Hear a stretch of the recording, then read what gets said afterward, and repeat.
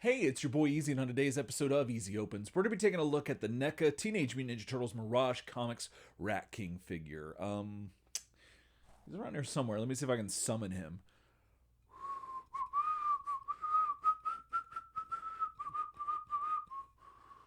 Oh, I didn't think that would work, but you never know. Ratking first appeared in Mirage Comics' Tales of the Teenage Mutant Ninja Turtles Volume 1, Number 4, from January of 1988. He was created by Jim Lawson, Eastman, and Laird, and he's essentially a wild man who is mysterious and has all this mystery about him, but also command over rats as well as other psychological abilities. I remember when we were reading these issues of Tales for our podcast Turtle Soup, and just being really kind of taken aback by how mysterious and just, I don't know, just weird the Rat King was, and I loved it so much. The box art is great, as NECA is to do with all of their box arts, especially the Mirage Comics ones, but let's get this figure free from its plastic prison and see what we really think about the Rat King. Here he is fresh out the box, and he looks just as wild as he did in the comics. I just am really impressed with how they were able to get his proportions to look so just strange, but not unfamiliar, but still just there's an awkwardness to it, but at the same time there's not. It's this weird ambiguity that kind of surrounds the Rat King anyway, this whole mystique about him, that you never really remember him the way that you think you do, or if you do then you don't, and all this like second guessing, and it just makes you wonder if this actual toy has just inherent psychological capabilities that they're enacting on you just by being based on this character who has those same abilities. I don't know. Maybe that's just me. But NECA did a great job with this figure. I love the size. I love the sculpt. He looks fantastic. He feels fantastic. He's bulky and yet just, I don't know. He's got some heft and he looks so wild. I love the patchwork and the way that they made his bandages look so tattered and just unhinged, and it just looks so good. And I'm so glad to have this figure finally in this form, because I'm a huge fan of the Rat King, and especially his Mirage early days too. The one thing that I do have a problem with is the leg straps. I appreciate that they're loose and that you can move him around to kind of adjust to how you want him to be posed, I guess.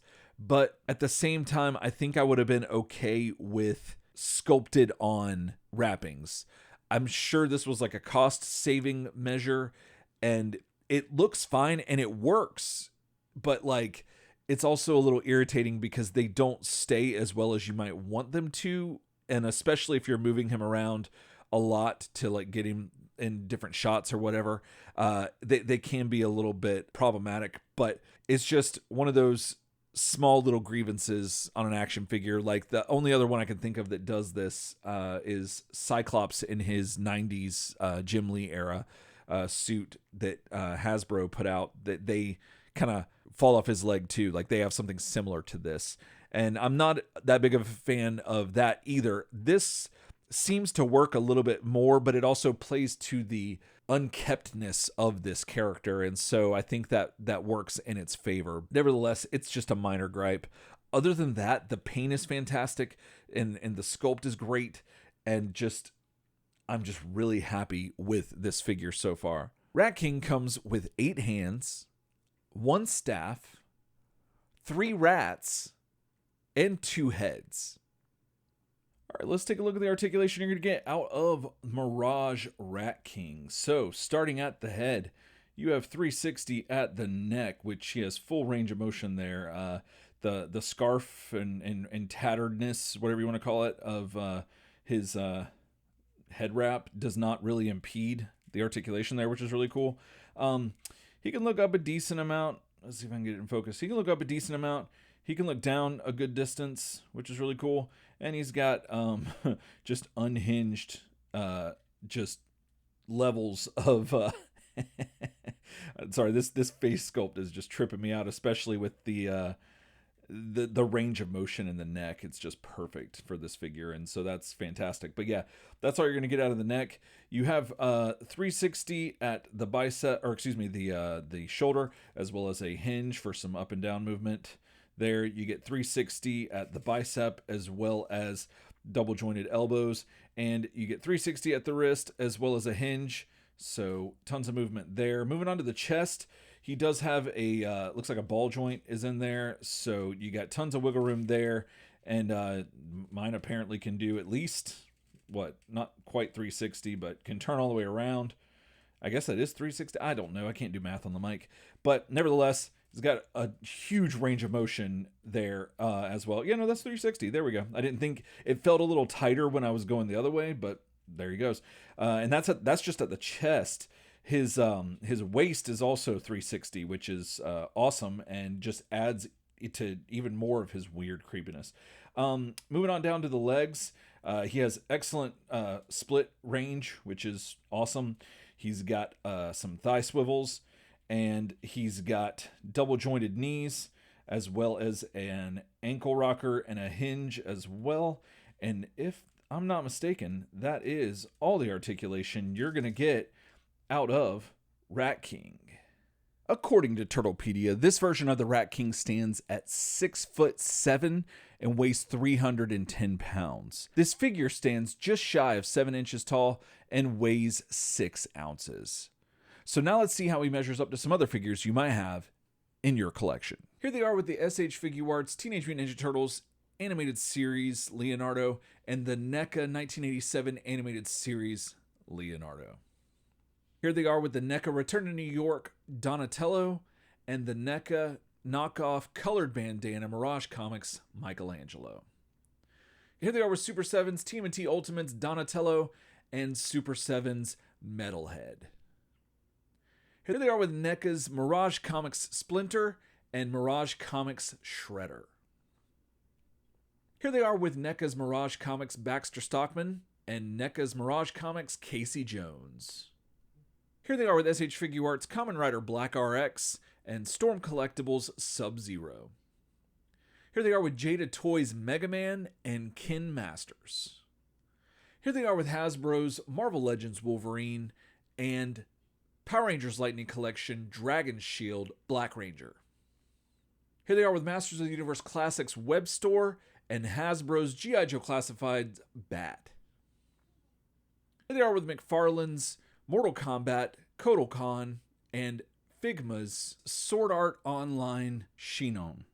Here they are with Marvel Selects Rhino and Jazzwares Pikachu and Rattata. And here they are with the NECA Teenage Mutant Ninja Turtles 1987 Animated Series Ratking. So as a kid, the Ratking was one of my favorite Ninja Turtles figures. There was something just weird and scary about him, but also just absurd that I don't know, something it just appealed to me. And I don't know, it could have been that his belt was just weird, that it had a dead cat on it. Like, I don't know. Nowadays I wouldn't like that at all, but I don't know that I really liked that as a kid either. But I guess I thought it was funny, but the practicality of that is kind of disturbing. But that's exactly what the Ratking is disturbing, not only to others, but probably to himself as well. I loved him in the animated series, although he pales in comparison to the derangement of the Mirage Comics version, which this figure is based on.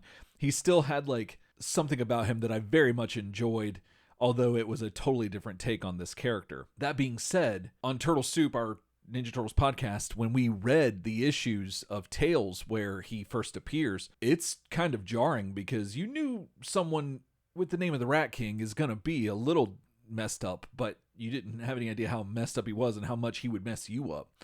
And I think that NECA did a fantastic job bringing this figure from the page to plastic. He looks so good. The detail in all of the sculpt and paint is fantastic. He just looks like a mess of a person. The head sculpt is fantastic, and I'm a really big fan of how big, and I don't know, I want to say that he looks disproportionate, but I don't really think that he does, or I really don't think that he is necessarily. I guess it's just in comparison to, like, I don't know, Casey Jones or Baxter Stockman. He definitely has more exaggerated proportions. So I guess in that regard, yeah, that is true. But for some reason, it also doesn't look too out of place, if that makes any sense. Like, I'm of two minds about it. On the one hand, yes, I can see that he does not have the same frame as the normal male human body of the rest of the figures in this line. However, he's not a normal anything character in this line at all. So it kind of works. And I really dig that they were able to kind of capture all of that into the sculpt and just the whole overall figure as a whole. I love how unhinged the head sculpt is. I prefer the one with pupils, though, which is strange because generally I prefer my figures to not have pupils, at least, like, I don't know, like the Ninja Turtles and Batman and kind of characters like that. That it's okay if they have them, but for some reason they just look way cooler without them. And I feel the opposite about this one. I don't really care for his pupilless head sculpt that they included. But I mean, I'm glad they included it. That's cool. You know, all the more accessories, the better. But something about the pupils just make it even more unhinged. And I'm totally into that for this figure. I love the rats. I think they're great, a great addition for this. I kind of wish they would have included more, but then you're left wondering, like, how many rats is too many rats? You know, like 3 is probably a good solid number, but if you had like 18 of them in there, like that would just be way too much. And even 10 might be way too much. So I don't know. I think they did good by giving us 3. I would have liked to have seen a little bit more, but who knows? Maybe I wouldn't have. Maybe they tried it and it was just terrifying and they're like, yeah, no, that's way too much. So they backed off. But I do love that they included one that attaches to his staff. I guess that's what it is. I don't really know. It's not a bat, but it is a piece of wood. I don't know, whatever you want to call it. I like that the one attaches to that. That's just a neat extra thing that they threw in there, and I really appreciate that and dig it. The only gripe that I have with it, really, as I might have mentioned earlier, is the wraps on the legs just being loose. I'm not that big of a fan of it because they just seem to keep falling down. Now, not constantly, but like, I mean, you can get them to stay and just leave it and it should be okay, but I'm just not a fan of the way it feels. And then if you're moving it around and you get it in a certain pose, I mean, yeah, it just seems unnecessary, like almost as if like they could have just sculpted it. However, there's a part of me that wants to say that they're probably just going to reuse these legs for another character, but then I don't know what other character would have all this patchwork on their legs, and I don't think any of it would have hindered the articulation to warrant having it be movable. So if they just sculpted him in is what I'm saying. So I really don't know why they opted for that, but that's pretty much my only gripe about this figure. Otherwise, he looks just like he should from that appearance in the comic. And not only does he look awesome on his own, he looks amazing with the other NECA Mirage Comics Ninja Turtles figures, especially the original release of the 4 that are shorter, because the Return to New York Turtles are a little bit taller than the original run, and so he still looks good with them, but he's just towering over the original released versions, and that plays to that character and this version of that character so well, and I'm just a big fan of that. And not only does he tower over the Turtles, but even more so over the Mirage Comics Splinter, which is awesome, and I'm a huge fan of that. If you love characters who are kings, like just action figures of kings, well, I mean, he's the Rat King. I mean, he should go up there too. If you love characters who are known to play a flute, I mean, that would have been cool if he would have came with a flute. I don't think that he played one in the Mirage comics back in the day. I don't think he did, but I do like that that's a part of his character, because there's something like, I don't know, just unassuming about someone who plays a flute. I say that, however, history has shown that there are a lot of maniacal flute players. So, your mileage may vary with that. But regardless, that would have been cool. But he is known to play the flute. So if you have a shelf of characters that play the musical instruments, he could probably go up there and no one would ask a question. And then if you love unhinged, wild characters that are just insane, then I think you would be insane to skip out on picking up this version of Ratking. All right, well, that's going to do it for me today. Thanks so much for watching. If you liked what you saw, hit the like button. If you want to see more from me, hit subscribe.